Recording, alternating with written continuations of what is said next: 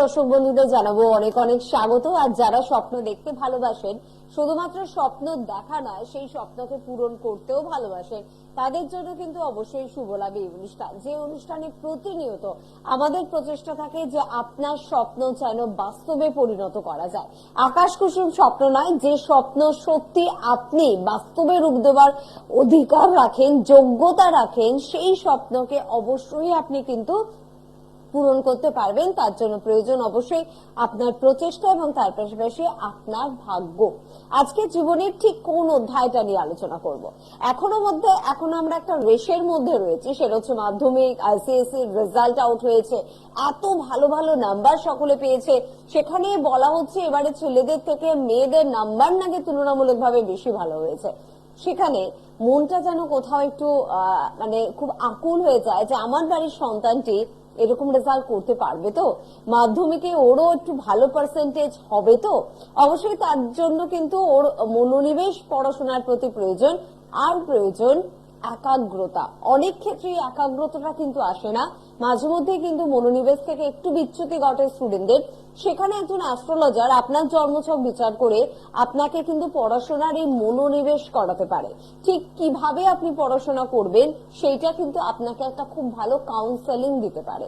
আজকে ঠিক স্টুডেন্টদের জন্য আমরা আলোচনা করব, যারা স্বপ্ন দেখছেন রেজাল্ট ভালো করতেই হবে, জীবনে উন্নতি করতেই হবে, আর 100 জনের মধ্যে নিজের নামটা জলজল করাতে হবে, তাদের জন্য আজকের আমাদের এই অনুষ্ঠান। এবং অবশ্যই আমাদের সঙ্গে উপস্থিত রয়েছেন বিশিষ্ট অ্যাস্ট্রোলজার, জ্যোতিষ ভারতী, ভয়েস ভাইব্রেশন, ফেস রিডার, হস্তরেখাবিদ, গ্রাফোলজি, গণেশ সাধু শ্রী রাজেন রাজ। প্রথমেই তাকে জানাবো অনেক অনেক ধন্যবাদ এবং বলবো জয় শ্রী গণেশ।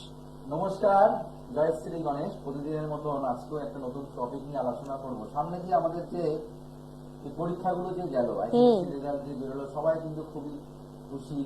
আমার যে প্ল্যান গুলো দেখবে, যে আমি আগের অনুষ্ঠানেও বললাম যে আমাদের 90% কেউ পেয়েছে 64%, কেউ পেয়েছে 62%, মানে 82%, কেউ পেয়েছে 84%। এই যে আমাদের যে পার্সেন্ট গুলো শুনতে খুব ভালো লাগছে সেটা। তখন আমরা আমাদের কি বলি, আমাদের সন্তানদের কি বলি, তোরা কি পারবি পেতে এত নাম্বার পেলে? পেতে হবে বলে যে পেয়ে গেল কিন্তু তা কিন্তু নয়। সে বলবে পারবি, হ্যাঁ পারবো, কিন্তু এই যে পারবো সেটা কতটা তার চেষ্টা থাকবে, কতটা তার একাগ্রতা ভাব থাকবে, পড়াশোনার প্রতি কতটা মনোনিবেশ থাকবে, সেটা হচ্ছে সত্যিকারই কথা। একাগ্রতা, পড়াশোনার প্রতি নিবেশ আর জেদ। মানুষের কিন্তু জেদটা খুব দরকার, জেদটা কিন্তু মানুষের কিন্তু খুব প্রয়োজন। জেদ কিন্তু অন্য ক্ষেত্রে জেদ নয়। মোবাইল কিনে দেওয়া, বাইক কিনে দেওয়া, কম্পিউটার কিনে দেওয়া, ল্যাপটপ কিনে দেওয়া, সেটা কিন্তু জেদ নয়। জেদ হচ্ছে পড়াশোনার প্রতি জেদ। কিছু করে দেখাবোই, করে দেখাতেই হবে, আমাকে পেতেই হবে। ওর 82% রাজদার কাছ থেকে পেয়েছে, তো কি হয়েছে, আমি 88% পেয়ে দেখাবো। এই যে জায়গাগুলো, মনের যে তেজ, মনে যে একটা একাগ্রতা ভাব আর জেদ ভাবটা আমাকে পেতেই হবে। এই পেতেই হবে গ্রহটাকে। আমরা তো সবসময় মঙ্গলকে খুব খারাপ বলে থাকি, সবসময় বলে থাকি মঙ্গল খারাপ, মাঙ্গলিক দোষ, মঙ্গল যে আমাদের কতটা একটা এইসবের ক্ষেত্রে কতটা কার্যকরী লাভ করে, সেটাই হচ্ছে যার এই যে ক্ষমতাগুলো থাকবে। আমাকে এটা পেতে হবে, আমাকে এই চাকরি পেতে হবে, আমাকে ব্যবসা থেকে উন্নতি করতেই হবে, আমাকে এই ব্যবসাটা এক্সপোর্ট ইম্পোর্ট করতেই হবে, আমাকে এটা স্ট্যাবলিশ আমাকে জীবনে হতেই হবে, আমাকে এডুকেশনের দিক থেকে আমাকে ভালো রেজাল্ট করতেই হবে, আমাকে ম্যাথামেটিক্সে 100-এ 100 পেতেই হবে, আমাকে 1 নম্বর কাটার ক্ষমতা কোনো টিচারের হবে না। একদম একদম। মাথায় জেদ পড়ে যাওয়া, এই জেদটা কিন্তু আমাদের মঙ্গল। একাগ্রতা ভাব, যে প্রত্যেকটা গ্রহের কিন্তু আলাদা আলাদা কারকতা আছে। প্রত্যেকটা গ্রহ কিন্তু এক কাজ করে না, প্রত্যেকটা গ্রহের কিন্তু একটা ক্লাসিফিকেশন ভাগ আছে। সেই ভাগ অনুযায়ী কিন্তু আমরা কিন্তু ফল পাই। অনেকেই দেখবে মুখস্থ বিদ্যা খুব ভালো, দেখবে খুব মুখস্থ করে একদম পয়েন্ট কিন্তু নামিয়ে দেয়। তার কিন্তু মাথায় রাখতে হবে মুখস্থ বিদ্যার ক্ষেত্রে সেখানে কিন্তু বুধের একটা কিন্তু আমাদের কিন্তু একটা জায়গা আছে। বুধ গ্রহ, বুধ শুধু মুখস্থ নয়, আমাদের ম্যাথমেটিক্সও দেয়। প্লাস আমাদের যে চন্দ্রে, যে আমাদের যে বললাম যে একাগ্রতা ভাব বাড়ানো, মনোনিবেশ, পড়াশোনার প্রতি মনোনিবেশ কোন গ্রহ ঘটায়? চন্দ্র। মনটা যেন অস্থির না হয়ে যায়, এই জন্যই চন্দ্র কিন্তু আমাদের মনের কারক গ্রহ। পড়াশোনা করতে বসলাম, মনটা আমার মা কখন চাউমিনটা বানাবে, কখন আমি খাবো, কখন মা ম্যাগিটা আনতে দেবে, কখন আমি ম্যাগিটা বানিয়ে মা দেবে, তখন আমি করতে বসবো ঠিক করে, সেই মাথায় চিন্তা দিতে হবে। যে পড়াশোনার প্রতি যে ভালো, তার কিন্তু খাওয়া দাওয়ার কোনো লোভ থাকে না, তার কিন্তু খাওয়া দাওয়ার পিছনে যে সময় নষ্ট করতে পারে না। একদম না। ক্লায়েন্ট আমাদের কাছে এসে বলেছে, রাজদা আমার মেয়েকে ধরে ধরে খাবার দিতে হয়, মেয়ে খাওয়ার সময় নেই, এক মনে সে পড়ে যায়, তার খাবার খাইয়ে দিতে হয়, সে খেতেই ভুলে যায়, খাবার দিয়ে যায়, কখন দুধটা রেখে গেছি সে জানি না, দুধটা ঠান্ডা। এটাই হচ্ছে পড়াশোনার প্রতি একাগ্রতা, এই ভালোবাসাটা রাখতে এই হবে। ভালোবাসা রাখতে হবে। সবকিছুই কিন্তু মণিমাণিক্য করে দেবে না, আগে আপনাকে সঠিক কাজটা করতে, পড়াশোনাটা ঠিক মতো না করলে মণিমাণিক্য কিন্তু আপনাকে করে দেবে না। এটা কিন্তু বেশ সব থেকে বড় কথা। আমরা কিন্তু প্রত্যেকটা ক্লায়েন্টকে বলে থাকি, আমার এই স্টোন গুলো কিন্তু এক একটা স্টোন কিন্তু আপনাকে 100-100 পাওয়াবে না। যদি আপনি পড়াশোনা করেন তাহলে কিন্তু সাপোর্টটা দেবে, তোমার এই গ্রহগত এই সাপোর্টটা কিন্তু ইনিই দেবেন, গ্রহগত প্রতিকারে কিন্তু সব। কিন্তু তোমাকে করতে বসলে না, করতে বসলে না, তোমার কিন্তু নাম্বারটা কিন্তু মুখে দেখে কেউ দেবে না। হ্যাঁ, তোমাকে কর্ম হচ্ছে তোমার পড়াশোনা, কর্ম তোমার কিন্তু বাড়িতে কি রান্না হলো, আগামীকাল কি রান্না হবে, সেটা তোমার কিন্তু কর্ম নয়, সেটা কিন্তু তার জন্য চিন্তা করার জন্য বাবা মা আছে, সেটা কিন্তু তোমার চিন্তা নয়। তোমার চিন্তা হচ্ছে পড়াশোনায় আমাকে স্যারকে কমপ্লিট করে দিতে হবে। প্রত্যেকটা আমি সবসময় প্রত্যেকটা ক্লায়েন্টকে বলে, দিনের পড়াটা দিনে দিনে শেষ করো। এগুলো কিন্তু খুব ভালো প্রয়োজন, খুব ভালো কথা। দিলে তোমার আজকে তুমি পড়া যদি ফেলে রাখো, কালকে যদি করো, পড়াটা কিন্তু আজকে কিন্তু তোমার কিন্তু চেপে যাচ্ছে, বেড়ে যাচ্ছে, জমে যাচ্ছে। তোমার কিন্তু আজকের দিনের পড়াটা আজকে যদি কমপ্লিট করে নিতে পারো, তাহলে কিন্তু তোমার পরের দিনের কাজটা কিন্তু তোমার সহজ হয়ে গেল। এই জন্য সমস্ত কিছু কাজ এগিয়ে রাখতে হয়। অনেক ভালো ভালো স্টুডেন্ট আছে, তারা যখন আমার কাছে একজন অনেক গত বছরে একজন ক্লায়েন্ট এসেছিলেন, সে এইবারে আইসিএসসি বোর্ড দিলে, তার কিন্তু প্রিপারেশন গত বছরে হয়ে গেছে। ঠিক কথা। তার কিন্তু প্রিপারেশন গত বছর হয়ে গেছে, করতে হবে একটা বছর আগে থেকে অ্যাডভান্স। এইগুলো তাদের অনেকেই বলে আমাদের, রাজদা আমার ছেলে ক্লাস 7-এ পড়ে কিন্তু 8-এর ব্যাচের সঙ্গে পড়তে যায়। এই যে একটা ব্যাপার যে থাকে, তার কিন্তু তার মেরিট তারা যথেষ্ট বড়, যথেষ্ট সে অ্যাডভান্স, অনেকটা আপডেটেড, একদমই সবার থেকে সে চিন্তা ভাবনা আলাদা করছে। প্লাস সেখানে যদি প্রতিকার প্রয়োগ করা হয় না, 4 গুণ কাজ করবে সুস্মিতা, 4 গুণ কাজ করবে একদম। হ্যাঁ, প্লাস তো আমার তো গ্রহগত প্রতিকার আর সঙ্গী তার যদি চেষ্টা থাকে, দুটো মিলিয়ে কিন্তু যোগ হবে, জোরটা কিন্তু বাড়বে। এই দুটো হাত, এই একটা হাত যখন আমরা দুটো হাত যখন এক করবো, একসঙ্গে চাপুন, দেখবেন একটা জোরটা কিন্তু, মনোবলটা কিন্তু বাড়ে। দুটো হাত মুঠো করুন, একটা মনোবল, এটা কিন্তু মেডিটেশন। এই যে আমি দুটো হাত মুঠো করছি না, এটা একটা মেডিটেশন। এটা রাত্রিবেলায় বিদ্যার্থীদের করতে হয়, এই জন্য কিন্তু একটা মেডিটেশন আমাদের। রাত্রিবেলায় মনে এই যে দুটো হাতকে আমরা এরম করবেন, এতে মনে জোর বাড়ে। প্রত্যেকটা ক্যান্ডিডেটকে বলছি, যারা প্রত্যেকটা বিদ্যার্থী যারা আছে তাদেরকে বলছি, দুটো হাত রাত্রিবেলায় শোবার আগে দুটো হাতকে এরকম জোরে টিপবেন। এতে কি হবে, জোর লাগাবেন, এতে মনে দেখবেন অনেক কিছু পঞ্চ ইন্দ্রিয় কিন্তু আমাদের সঠিকভাবে কিন্তু কাজ করবে। এই মেডিটেশন কিন্তু আমাদের প্রয়োজন আছে, প্রত্যেকটা জিনিসের কিন্তু আমাদের প্রয়োজন আছে।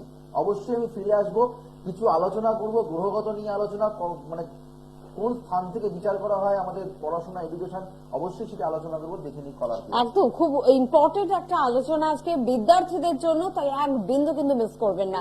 কে আছেন? জয় শ্রী গণেশ। কে বলছেন? আচ্ছা, কার সম্বন্ধে জানবেন? নিজের সম্পর্কে জানবেন, বলুন, ডেট অফ বার্থ বলুন। আচ্ছা, টাইম আর জন্মস্থান? বেশ ভালো লাগে তো অনুষ্ঠান? আচ্ছা, বেশ। খুব ভালো হচ্ছে সোমবার পাওয়া যাচ্ছে, সোমবার। বৃশ্চিক রাশি কর্কট লগ্ন, বৃশ্চিক রাশি কর্কট লগ্ন, তার মানে তোমার এখনো কোনো কর্মের জায়গায় তুমি যতটা ডেভেলপ করতে পারোনি, এটা কিন্তু পাওয়া যাচ্ছে। যেহেতু ত্রয়োদশীর শুক্লপক্ষে তোমার জন্ম, কৌলভকরণ কিন্তু জাতক জাতিকাদের ক্ষেত্রে মাথায় রাখতে হবে। কোন জাতক জাতিকা যদি কৌলভকরণ হয়ে থাকে, সেই জাতক জাতিকাকে প্রচন্ড খাটতে হয়। প্লাস কৌলভকরণ জাতক জাতিকাদের কিন্তু চেষ্টা থাকে প্রবল প্রচন্ড পরিমাণে চেষ্টা থাকে, কিন্তু শেষ ফিনিশিং এ তারা কাজটা ইনকমপ্লিট করে চলে, তখন তারা আর মনটাকে একদম ভেঙে যায়, তখন দেখা গেল একটুখানি এগোলেই সাকসেসটা লুকিয়ে ছিল, কিন্তু মনোবল নেই। মনোবলটা হারিয়ে যায়। এই কৌলভকরণের কিন্তু এই জায়গাটা কিন্তু হয়ে থাকে। তার জন্য কিন্তু অবশ্যই গ্রহগত প্রতিকারের প্রয়োজন আছে, 1 নম্বর কথা।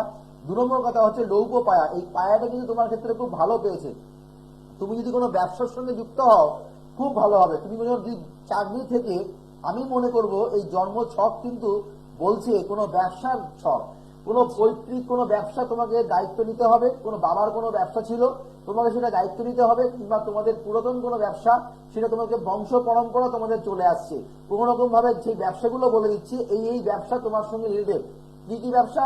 নয় তোমার হচ্ছে মুদিখানার ব্যবসা, নয় তোমাদের হচ্ছে চালের, শুধুমাত্র চালের ব্যবসা, তা না হলে তোমাদের জামা কাপড়ের গার্মেন্টসের ব্যবসা, জামা কাপড়ের ব্যবসা। এমন কিছু এই 3টে ব্যবসার মধ্যে তোমরা কোনো পৈতৃক ব্যবসার সঙ্গে তোমরা যুক্ত হওয়ার সম্ভাবনা। তোমাদের কোনো বাড়িতে কেউ ব্যবসা কেউ করে, যেটা পৈতৃক ব্যবসা কিছু আছে, হ্যাঁ কিনা বলবে? কিসের ব্যবসা করে?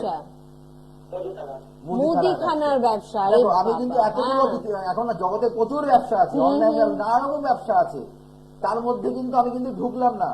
সবজি ব্যবসা, নানা রকম মানুষের নানা রকম ব্যবসা। সবজি ব্যবসা খারাপ না, মানে অনেক আমার কাছে ক্লায়েন্ট আছে, মানে আমাকে মেচগ্রাম থেকে একজন এসেছিলেন মেচিকা চেম্বারে, তার সবজি ব্যবসা, মানে উনি হচ্ছে মানে পাইকারি দেয়, মানে মানে প্রচুর, মানে তিনি টাকার হিসাব করার জন্য 2জন লোক রাখেন। হ্যাঁ, বিশাল বড় ব্যবসা, পাইকারি ব্যবসা। সকালবেলায় উনি বলেন আইডের সময়, সকাল ভোর 12টার সময় রাত্রিবেলা বেরোতে হয়, শীত গ্রীষ্ম বর্ষা, হ্যাঁ বেরোতে হয়। খুব কষ্ট করে, দেখতে লাগে প্রচুর টাকা, কিন্তু কষ্টটা কিন্তু করতে হবে। কর্ম না করলে কোনো কিছু হবে না। তো তোমার দেখো, তুমি বললে তোমার মুদিখানার ব্যবসা, আমি বললাম তোমাদের পৈতৃক ব্যবসা, তোমাকে এটা পৈতৃক ব্যবসা, তাই তো? হ্যাঁ, কিন্তু তোমার কিন্তু ব্যবসা করতে মন লাগে না, তাই কিনা বলো? হ্যাঁ, আচ্ছা, জব করছো, উন্নতি হচ্ছে না, কিন্তু ব্যবসার কিন্তু দেখো, আমি কি বললাম, এ বাড়িতে ব্যবসা করবে কিন্তু এর ব্যবসা করতে মন লাগবে না, মন লাগছে না। তার মানে কথাটা কি, তুমি দেখো ব্যবসা কিন্তু উনি কিন্তু করে না, তুমি কিন্তু কর্মের সঙ্গে যুক্ত, কিন্তু তোমার কর্মটাও কিন্তু তুমি স্যাটিসফাই নয়। আজ থেকে 7 বছর পরে তোমাকে বাবার ব্যবসাটাই ধরতে হবে, 70 আফটার 70 ইয়ার্স। আচ্ছা, 7 বছর পরে তোমার বাবার ব্যবসাটাই তোমাকে করতে হবে। হ্যাঁ, কিন্তু তুমি কর্মের দিক থেকে উন্নতি করার জায়গা নেই। কেন? তোমার এখানে আমি যেটা দেখতে পাচ্ছি, কর্মের তোমার এখানে কিন্তু রবি শুক্র এখানে দারিদ্র দোষ সৃষ্টি করেছে। দারিদ্র দোষের প্রতিকার করো। বিয়ে তোমার হয়নি, তাই তো? হ্যাঁ, বিয়ে করোনি, বিয়ের জায়গাটাও সমস্যা আছে। এই বিয়ের জায়গার জন্য অবশ্যই প্রতিকার করতে হবে। দাম্পত্য জীবনের ক্ষেত্রে সমস্যা, তুমি যেখানে কর্ম করবে, তোমার সেই কর্মতে তোমার সংসার হবে না। কথাটা শুনতে খারাপ, তুমি যা কর্ম করে, যা চাকরি করবে, যা টাকা ইনকাম করবে, সেই টাকা ইনকামে তোমার সংসার চলবে না। তার জন্য তোমাকে ব্যবসা করতে হবে, বাবার ব্যবসা। তোমাকে বোঝাতে পারলাম? মানে যা এখন তোমার স্যালারি, তাতে বউকে খাওয়ানো সম্ভব নয়, সংসার চালানো সম্ভব নয়। হ্যাঁ, তোমাকে ব্যবসা করতে হবে। তুমি কোনো ভালো জ্যোতিষীর কাছে গিয়ে একটুখানি দারিদ্র দোষের প্রতিকার করো, তোমার ক্ষেত্রে ভালো হবে। আর প্রচন্ড তোমার ব্যয় হয়ে যাচ্ছে, তুমি আয় করছো, চোখে অর্থ দেখতে পাচ্ছ না, ঠিক কিনা বলবে? কিছু রাখতে পারছি না। হ্যাঁ, কিছুই দেখো, এটা তো আমি বলিনি, ওই কিন্তু প্রশ্ন করলাম। তো তুমি পারলে একবার, তুমি কোথা থেকে বলছো?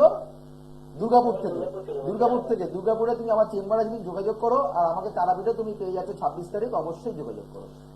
সমস্যাটা পুষে রাখো না, সমস্যা থেকে বেরিয়ে আসার ইচ্ছা প্রকাশ করো। আমাকে সমস্যা থেকে বেরিয়ে আসতে হবে, সেটা মনের মধ্যে একটা ইচ্ছা পূরণ পেতে হবে, সেটা মনে একটা জোর একাগ্রতা রাখতে হবে, চেষ্টা রাখতে হবে, আমাকে বেরোতে হবে এখানে, তাহলেই তুমি বেরোতে হবে, তা না হলে নচেত তুমি বেরোতে পারবে না।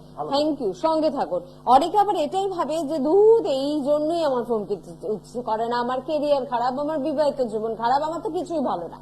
কিন্তু এই যে ফোনটা আপনি করলেন না, এইখান থেকে কিন্তু আপনি আপনার জীবনের পজিটিভ দিকটার কিন্তু সন্ধান পেয়ে গেলেন, যে আমাকে ভবিষ্যতে গিয়ে ব্যবসাটাই করতে হবে, সুন্দরভাবে দাম্পত্য জীবনটাকে গোছাতে হলেও কিন্তু আমাকে কাজের দিকে একটু বেশি নজর দিতে হবে। এই জব করে আমি কিন্তু জীবনে কিছু করতে পারবো না। দেখবে, মানে ভালো জিনিস শুনতে মানুষের খুব একটা ভালো লাগে না। একদম। দুধ কিন্তু শরীরের ক্ষেত্রে খুবই পুষ্টিকর খাবার। দুধ কি সবার খেতে ভালো লাগে? দুধ কিন্তু সবার খেতে ভালো লাগে না। যদি কোনো ক্যান্ডিডেটকে বলা হয় যে তোকে সকালবেলা ঘুম থেকে দুধ খেতে হবে, সে কিন্তু খাবে না, দুধ না খেতে হবে।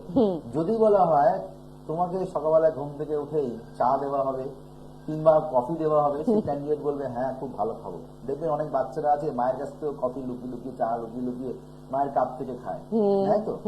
সেগুলো কিন্তু এগুলো কিন্তু শরীরের ক্ষেত্রে ক্ষতিকর। প্রত্যেকটা বয়সের কিন্তু একটা আছে, আমাদের শরীরে যেটা পুষ্টি দরকার সেই পুষ্টি সেই মুহূর্তে যদি না নেই তারা কিন্তু ক্ষতিকর না। এনার গ্রহ যেই মুহূর্তে যেটা কাজ করছে, যদি সেই মুহূর্তে যদি সে যদি না মানে প্রোটেকশন যদি না নেয়, সেইটা কিন্তু বিষময় হয়ে যাবে, সেটা কিন্তু বিষময় হয়ে যাবে, পরে কিন্তু মানে সেটা কিন্তু টিউমার থেকে ক্যান্সারে পরিণত হয়ে যাবে। তার জন্য কিন্তু অবশ্যই প্রত্যেকটা মানুষের মানে খারাপ কথা শুনতে, সত্যি কথা শুনতে তেতই লাগে, খারাপ কথা শুনতে সবারই মানে একদম। খারাপ বললো আমি করি, যদি কোনো ভালো কিছু বলতাম তাদের কিন্তু সেটা তার জন্য ভালো কথা বলা হবে। অবশ্যই। হ্যাঁ, তো সেটাকে তোমাকে তৈরি করতে হবে, তুমি পারলে যোগাযোগ করো, অবশ্যই ভালো থাকবে। পরের বন্ধুর সঙ্গে কথা বলবো। জয় শ্রী গণেশ, কে বলছেন? সোদপুর থেকে। বেশ, বলুন তমাল বাবু, কার সম্বন্ধে জানবেন? আচ্ছা আচ্ছা, কার জন্য এসেছিলেন?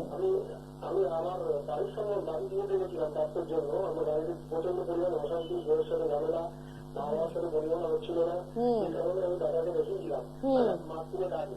আচ্ছা আচ্ছা। আমাকে দাদা পরিবারও দেখিয়েছিলেন কাজের জন্য, সেই পরিবারটা আমার এখন সফল হয়েছে, আর বলেছিলেন যে পরিবারটা যদি সফল হয় আমাকে জানাবে। আচ্ছা আচ্ছা, মানে বাস্তুতে প্রবলেম ছিল না? বাস্তুর সমস্যা ছিল। আচ্ছা, বাস্তুর সমস্যার জন্য তোমার বাড়িতে পারিবারিক অশান্তি, বউ স্বামী স্ত্রীর মধ্যে ঝামেলা ঝঞ্ঝাট তোমার ক্ষেত্রে হচ্ছিল, তাই তো?